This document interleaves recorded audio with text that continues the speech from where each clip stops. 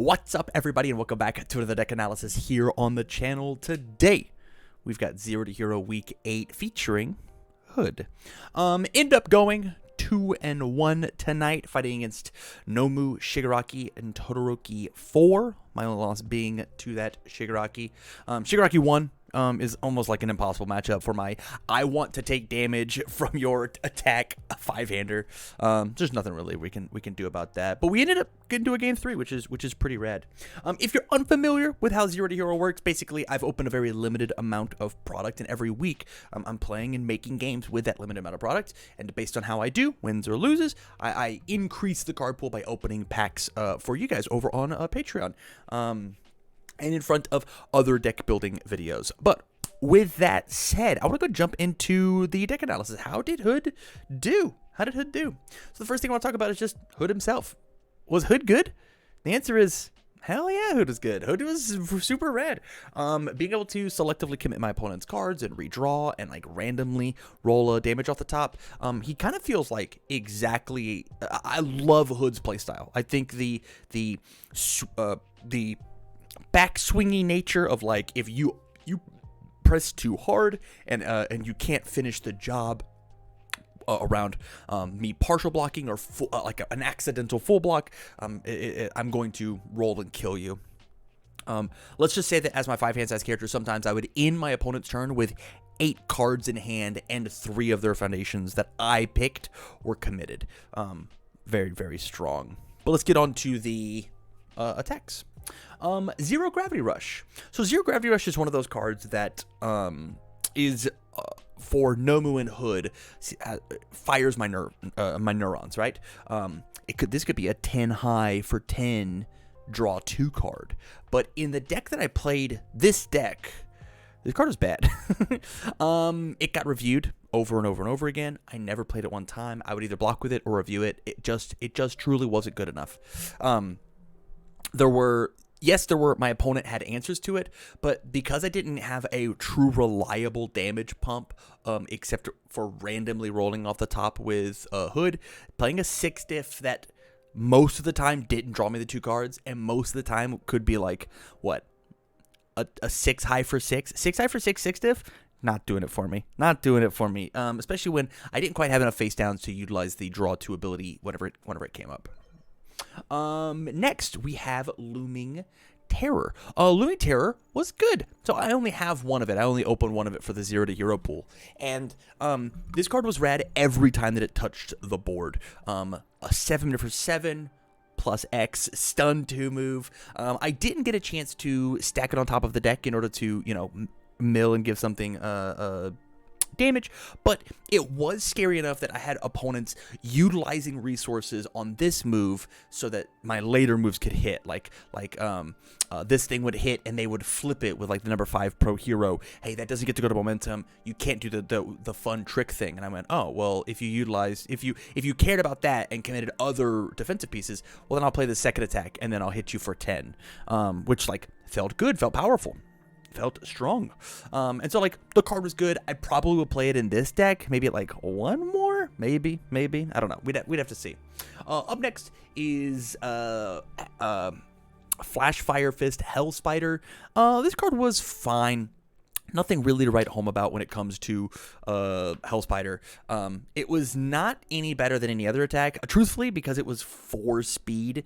It just like was almost better as a block, or it was the opener so that like when it got blocked, my opponent had a card in their card pool, maybe committed a couple resources so that my follow-up move could connect. But this card was used as a block way more often than it was used as an attack. Yeah, so there it is. Next, we have Titan Cliff.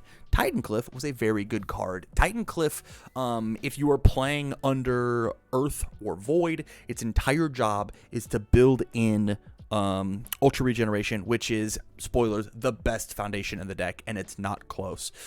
Just it being able to fix your hand early and build in a bonus resource, even if you don't roll anything off the top with it, it feels very good. And it has the added bonus of when you roll it off the top, when you mill it off the top, it says, hey, these moves are getting big. You have to care about them now, which is always cool, which is always super cool. Splicing 6 damage onto a move. It's very, very fun. Dragon Dive, our first overperformed card. This being 6 base speed is just incredible. Normally this, like on average, it was like a 6 high for 6, but sometimes it would roll a little hotter and it would be a little bigger. Like it's a 6 high for 8 or a 6 high for 9 if I got a 5 diff or something. It felt good to play this card. The Stats Matters cards, the blank Stats Matters cards, feel very good under the Earth symbol right now, and I think that more people should be exploring what that looks like. A 4 diff 6 speed move, if you can put any stats on it, it's always going to feel great. Up next, we have Dragon Strike. Same idea. I'm going to put it in good because I only owned one of it, but this card was good because like it just slammed, it said that selectively flipped my opponent's things. I got to do this I think twice inside of my 3-round tournament tonight, and it was good. It was super awesome, and it's a 5 diff 5 mid for 5. So normally it's like a 5 mid for 7, 5 mid for 9, because like those are the average numbers that I would roll. Like either I roll a 2 off of a foundation or I roll a 4 off of an attack. It felt good. It felt good to play, and it was just fast enough that my opponent was stressed about it. Up next, we have Prominent Burn. I'm going to put Prominent Burn in the fine category. This card, I think if I tailor my deck around it, of like the idea of the 6 diff matters, it would be a little higher up on the idea. Definitely like one of the first attacks that I'm cutting, right? I cut 0 Gravity Rush, I cut Prominence Burn. I'd be happy with 4 difficulty, I can play more attacks, or like 5 difficulty, I can play more attack moves when it comes to this Hood deck in particular. There was one turn where Prominence Burn was going to be absolutely nutty. If I checked the 5, I won the game against Shigaraki, which meant I won the match. I checked a 3. And so like maybe my concept of the card is like a little tailored because I was put into that check a 5 and win the whole thing, go 3-0 for the week for I think the 3rd time in a row. But that 3 check squashed those dreams. So there it is. Hellfire Stomp. Hellfire Stomp, good card. It was the low zone mix-up this deck really wanted. Being a 6 low for 4 or 4 low for 6 plus X because of Hood was really good. And like people look at my Discord pile and, oh, it's a high. Oh, I don't have to, I'll build my lows. And I go stomp. I take you for half of your life because on one of them I rolled a 6 or I rolled a 5. So this one's for 9. And they go, yep, I guess I'll partial that. And you're like, love it. Any damage you can leak through is incredible. Probably could play one more of it if we really wanted to, but I enjoyed it at the 2 of that it was currently at. And then for the last attack, Berserker Bite, undeniably the best attack in the deck. It being a throw is incredible. It being disruption on my other moves on my opponent's turn is incredible. And the big thing is it says that all of my rolls off the top with Hood become that much bigger. And the most important thing is it's a throw. In this Earth deck, I have more throws in the pool of cool cards that I have for 0 to hero. I should have just been playing this as an Earth damage reduction throw deck. It would have been good. It would have been powerful. It would have been potent, as they say. Yeah, I should have just played more throws. Every time that I had Berserker Bite in my hand, I was like, this card is incredible. This card is insane. I want 8 of this in my deck if I could play it. But we'll move on to the foundations. The first one being Weightless. Weightless was fine.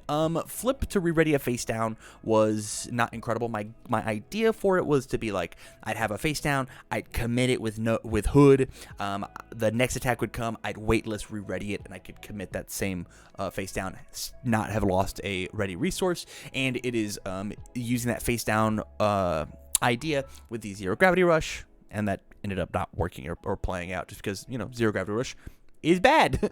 This card could have been something else, 1/5 high block, something else that does something a little bit more important. But at the same time, like, my cards are pretty high difficulty, right? I've got 7s, I've got 6s, I've got a couple more 6s. And so like Weightless being a combo turn extender was not bad. Up next, Dangerous Hybrid.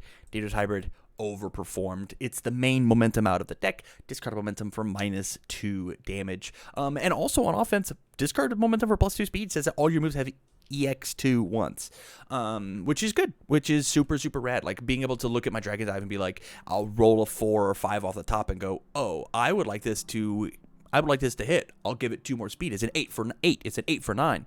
Look at my opponent and go, catch. The momentum is going to replace itself because this move's going to hit you. Felt super good. It was also a 5 to roll off the top with Hood. It was, man, I really like this deck. It's very fun to play.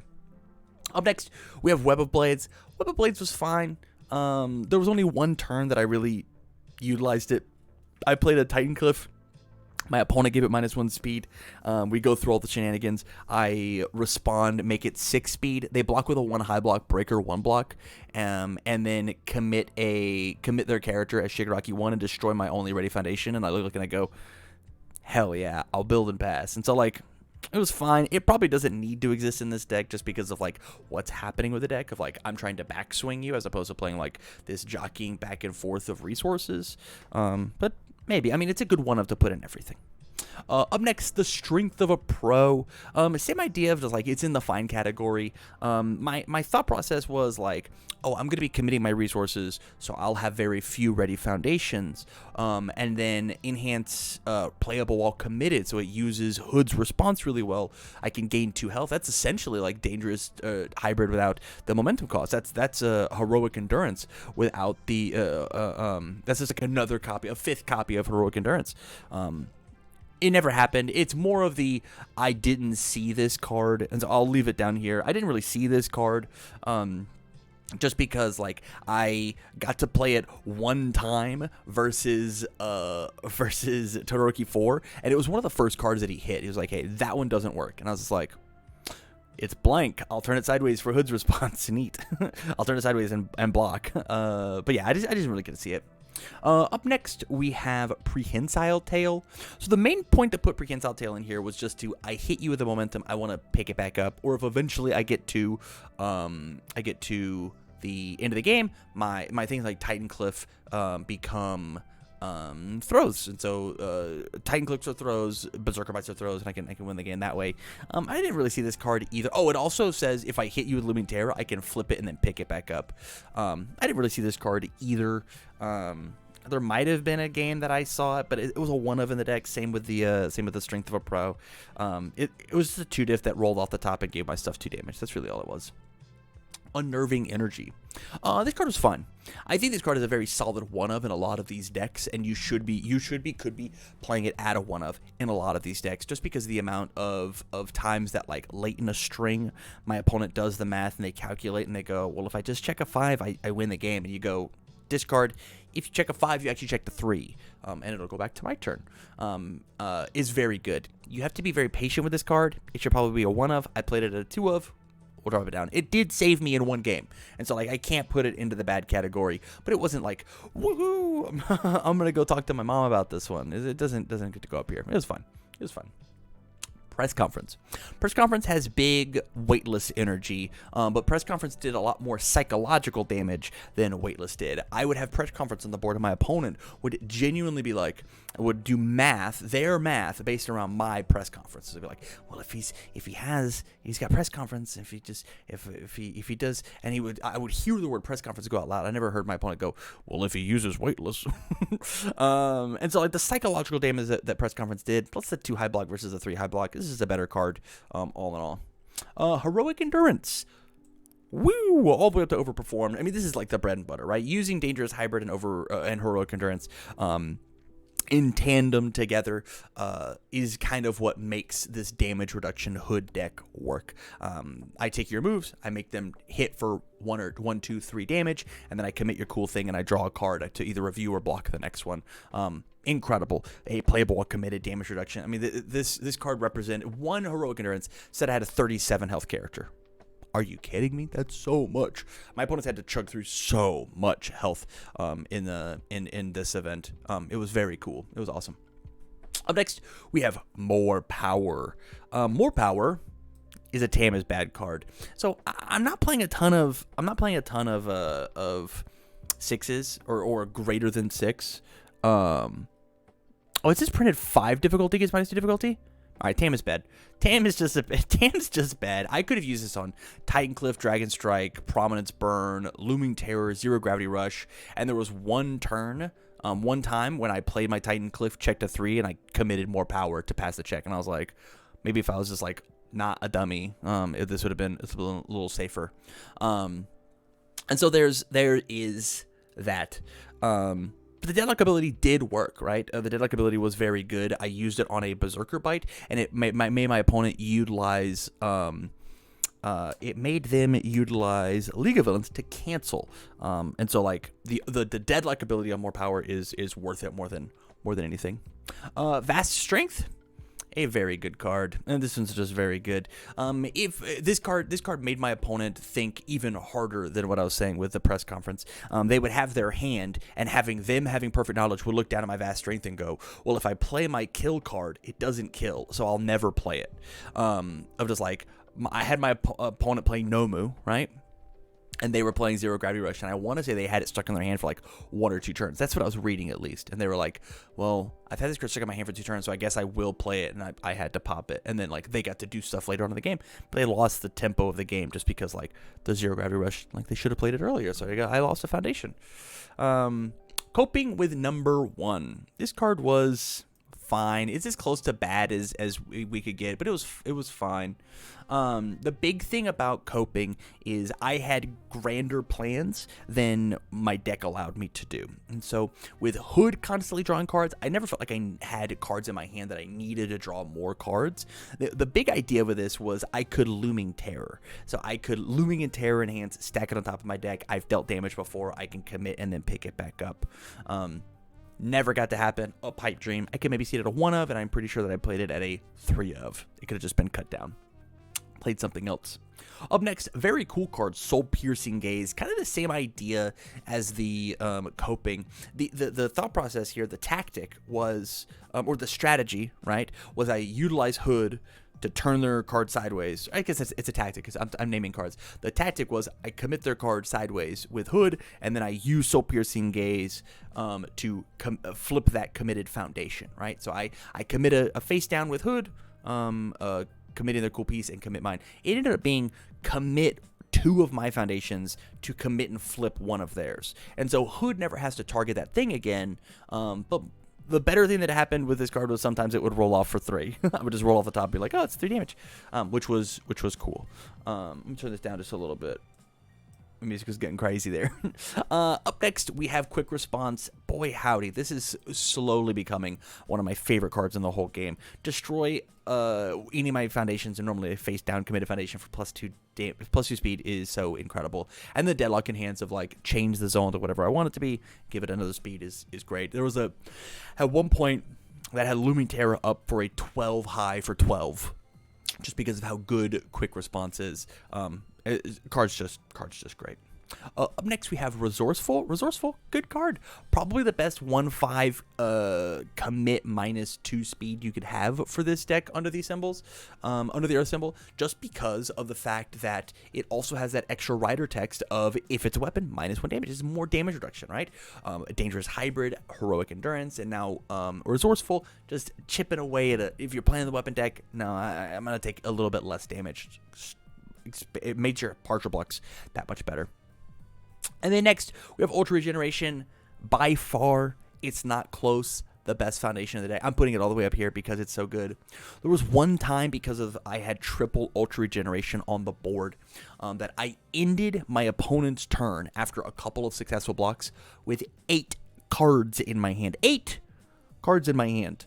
I was not allowed to review because I'm a 5-hander, and I started with 8 cards, and like 6 of them were attacks, and I went, neat, you're dead. Flip cost, playable while committed. It working tactically with no move, or with Hood, of I take the move, I flip my Ultra Regeneration, I gain 2, draw 2, commit the card, and then selectively commit their thing. Or you could do it in the opposite order. You can commit Ultra Regeneration to commit their thing if it's important to stop like an anti-draw thing. And then Ultra Regeneration to draw back up was very, very good. And then the last card that we have here is Quick to Act. Quick to Act was good. It's the only zero diff that we're running, and I would put it in Overperformed. It did win me a couple games. The reason it's only good is because I rolled it one time where I flipped my top card of my deck, and I milled a 0. So I was like, my move will get 0 damage. A little unfortunate, but it being the only one felt fine, felt okay. With that, man, I love this character so much. I think this guy is such an absolute blast to play. If you've not played Hood, you just realize that he's just a little slower. He just slows the game down for both you and your opponent, and you eventually get there because their kill turns. It's very tough to calculate and do math and numbers against what Hood's got going on. But with that said, you guys, thank you much for watching this deck analysis video. If you want to support and see a couple of these about a week early, go check them out over on Patreon, patreon.com/TamCardwell, where, again, we're a week early, and you get to decide who I get to play next. I got to pull up right now at the time of recording what character should we make next out of Jetburn. But with all that, thank you much for watching, you guys, and as always, I wish you well.